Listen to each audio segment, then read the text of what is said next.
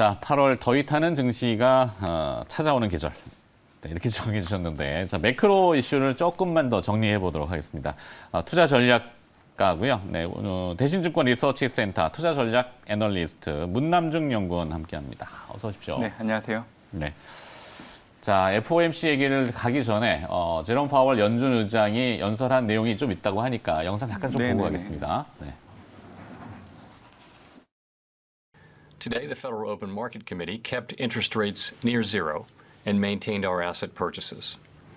Demand for labor is very strong, and employment rose 850,000 in June, with the leisure and hospitality sector continuing to post notable gains. Nonetheless, the labor market has a ways to go. Factors related to the pandemic, such as caregiving needs, ongoing fears of the virus, and unemployment insurance payments, appear to be weighing on employment growth. These factors should wane in coming months, leading to strong gains in employment. In addition, we are continuing to increase our holdings of Treasury securities by at least $80 billion per month and of agency MBS by at least $40 billion per month until substantial further progress has been made toward our maximum employment and price stability goals. 네.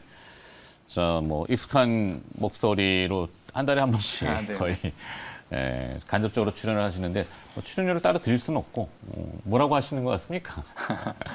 사실 시장에서 예상했던 거에서 크게 벗어나진 않았습니다. 그렇죠. 네, 물가는 일시적이라는 얘기를 했었고요. 그리고 이제 미국이 지금 드라이빙 시즌에 진입해 있는 상황인데 베타 변이의 확산 속도가 좀 어느 정도 있기 때문에 결국에는 불확실성에 대한 부분들을 염두에 두고 있는 게 확인됐다 그렇게 좀 보고 있습니다. 그래서 사실 7월 FOMC 이전까지만 놓고 본다고 해도 뭐 전반적인 시장의 기조 자체는 8월 말에 있을 이제 잭슨 홀 컨퍼런스 그리고 9월 FOMC를 통해서 이 자산 매입을 축소하는 방안에 대해서 선제적인 안내가 있고 올해 12월 달 이제 공식적으로 언급을 하고 이제 내년 1분기 때 시행하는 걸로 일반적으로 좀 생각했던 것들이 대부분이었었는데 아마 7월 FOMC 이후에 약간 톤이 달라졌다고 저는 그렇게 좀 봅니다. 톤업인가? 약간 좀 매파적인? 그렇죠. 매파적으로 좀 해석할 수 있다고 저는 그렇게 좀 보고 있는데요. 사실 이제 내용을 듣다 보면 이 미국 경제에 대한 불확실성에 대한 부분들이 지난번 회의보다는 좀 강해졌다는 걸 느낄 수가 있습니다. 그러니까 미국 경제가 완연하게 회복하고 있다는 것들을 이제 상반기 그리고 7월 FOMC 이전까지만 놓고 보더라도 FOMC가 아니더라도 여러 연설을 통해서 좀 얘기했던 부분들이 있었는데 결국 이 테이퍼링과 관련된 부분들을 언급하고 시행하기 위해서는 이 연준의 이제 두 가지 책무, 물가 안정과 이제 안정 고용이라는 이 두 가지 책무를 달성하는 여건이 만들어져야 통화정책 정상화에 나설 수 있다고 그렇게 좀 보셔야 되는데 사실 물가는 올해 이제 경기 회복으로 인해서 올라오고 있는 건 확인되고 있는 상황이고요. 다만 이제 고용 상황을 놓고 본다고 하면 이제 6월 달 고용 지표 이제 실업률을 놓고 본다고 하면 5.9%입니다. 근데 이게 지난해 코로나19가 발생하기 이전인 1월과 2월 수준인 3.5% 수준까지 아직까지 내려오지 않고 있는 상황이기 때문에 사실 고용 시장은 사실 테이퍼링을 시행할 정도로 환경이 만들어지지 않은 대표적인 지표로 보시면 됩니다. 그래서 저는 이런 생각을 좀 가지고 있습니다. 약간 시장하고는 다를 수 있는데 일단 미국의 드라이빙 시즌이 9월 첫째 주에 끝나게 되는데 그 이전까지 발표되는 지표들은 사실 이 코로나19 확산으로 인해서 노이즈가 섞일 수가 없습니다. 그래서 이 지표를 가지고는 이 연준이 향후 통화 정책의 어떤 결정을 하기에는 약간 이 착시 효과를 일으킬 수 있는 지표이기 때문에 아무래도 이 드라이빙 시즌이 끝나고 나서 9월달 지표가 발표되는 10월부터 이제 경제 지표를 확인하면서 이제 테이퍼링과 관련된 어떤 구체적인 시기를 좀 가늠하지 않을까 그런 생각을 좀 해보고 있거든요. 그래서 단기적으로 놓고 본다고 하면 우선적으로는 8월 말 예정된 이제 잭슨 홀 컨퍼런스보다는 9월 FOMC를 통해서 어떻게 보면 이제 선제 안내와 관련된 성격의 그런 언급들이 있지 않을까 이런 생각을 좀 해보고 있는 상황입니다. 네, 찬바람이 불면. 근데 아직은 더운 바람이죠. 너무 더워도 너무 더운데. 네. 앞서 이제 타이틀이 8월 더위 타는 증시가 찾아오는 계절 이렇게 조금 쓰셨는데 이거는 결국에는 미국 증시의 조정 가능성을 전망하시는 건지? 조정이라고 얘기하면 다들 화들짝 놀라시기 때문에 저는 이제 감속이라는 표현을 쓰고 있어요.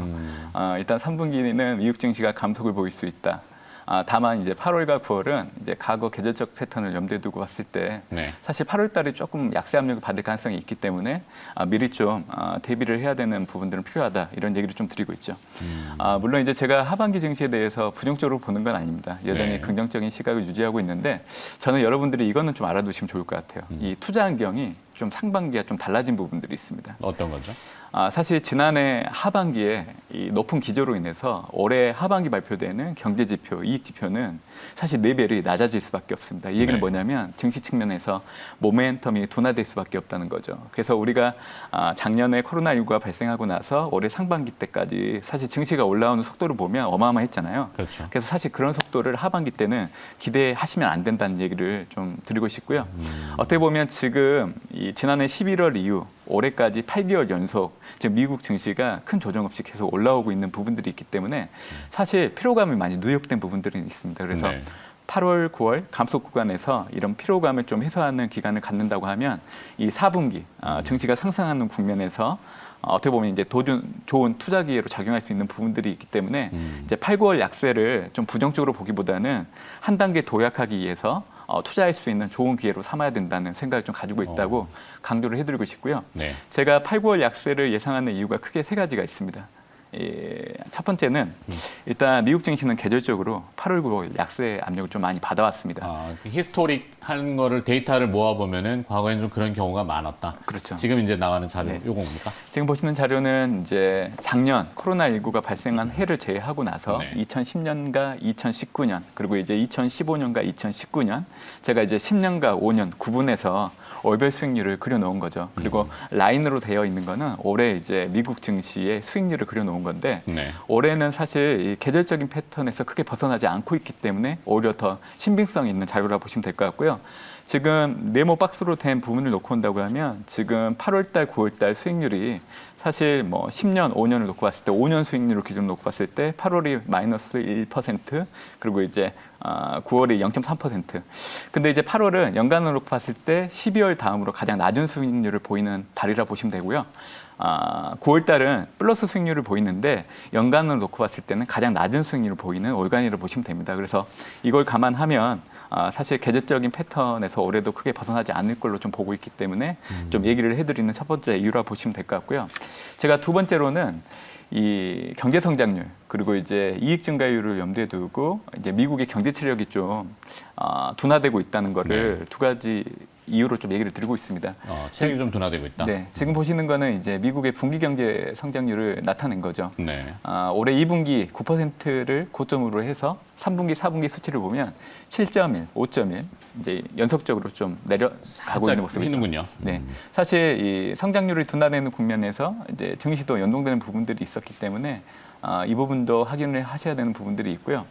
또 하나는 이제 이익 증가율을 나타내는 그 미국의 S&P 500의 EPS 증가율을 분기별로 놓고 온다고 하면 올해 2분기가 가장 높습니다. 75%로. 그리고 나서 3분기, 4분기는 각각 29%, 19%로 증가율이 낮아지는 흐름들이 내년 1분기까지 연속적으로 이어지기 때문에 이런 이익 증가율이 연속적으로 둔화되는 거는 증시에 부정적으로 작용할 수 있기 때문에 선제적으로 좀 반영되겠군요. 그렇죠. 그래서 경제 체력이 저하되고 있는 걸 두 번째 이유로 얘기해드리고 있고요. 네. 세 번째로는 제가 강의의 통화인 M2 증가율을 놓고 좀 얘기를 드리려고 해요. 통화 유통 속도를 봅니까? 예, 사실 이제 코로나19 발생하고 나서 지금 증시를 견인했던 축은 유동성이었습니다. 네. 근데 이제 사실은 이 M2 증가율이 증가하는 구간에서 미국 증시의 상승 강도도 세게 나왔던 게 확인됐던 거가 그동안의 패턴이었는데 사실 올해 2분기 M2 증가율이 피크를 치고 네. 지금 5월까지 연속적으로 계속 감소하고 있는 흐름들이 나타나고 있습니다. 보통 M2 증가율은 시차가 있습니다. 2개월 정도. 그러니까 2분기가 피크라고 하면 이제 4월부터 영향을 주는 거고요. 지금 최근 발표된 데이터가 5월 수치이기 때문에 이제 7월 달까지 영향을 주는 거죠. 그래서 지금 M2 증가율이 어떻게 보면 시중 유동성의 감소를 나타내는 지표이기 때문에 네. 하반기 때는 이 영향을 받아서 사실 이제 증시가 좀 감속을 보일 가능성이 높다 이렇게 좀 얘기를 드리고 있는 이제 세 가지 이유라고 그렇게 말씀드리고 있습니다. 네. 자, 중국 얘기 안 여쭤볼 수가 없는데 중국 리스크는 어떻게 판단하세요? 최근에 좀 많이 도드라졌는데. 사실 중국은 최근에 신경제와 관련된 민간 기업들에 대한 연이은 규제로 인해서 네. 사실 7월 달 들어서 이제 양 이틀간 26일, 27일 어떻게 보면 지나치게 좀 급락한 부분들이 있습니다.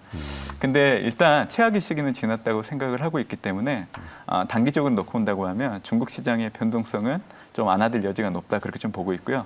저는 지금보다는 4분기 때 레벨이 높아질 가능성이 높다고 보고 있기 때문에 사실 중국 투자를 이미 하고 있으신 분들이나 아니면 중국을 좀 투자를 해보고 있었는데 그 시기를 가늠하려고 했던 투자자 입장에서는 지금 현 시점부터 좀 저가 매수에 들어가는 전략들이 유효하지 않을까 그런 생각 좀 해보고 있습니다. 네. 근데 이제 분할 매수로 좀 들어가셔야 됩니다. 왜냐하면 제가 미국 증시가 8월, 9월 약세 압력을 좀 받을 수 있다고 얘기를 좀 드렸기 때문에 그렇죠. 아무리 중국도 자체적인 어떤 증시가 올라갈 수 있는 원동력이 있더라고 하더라도 그 영향권에서는 벗어나지는 않을 겁니다. 그래서 일단 8, 9월 좀 중국 증시가 정체될 가능성이 높다고 그렇게 좀 보고 있는데 4분기를 염두에 둔다고 하면 사실 지금 현 시점에서 좀 비중을 늘려가는 전략들이 유효하지 않을까 그런 생각을 좀 해보고 있는 거죠.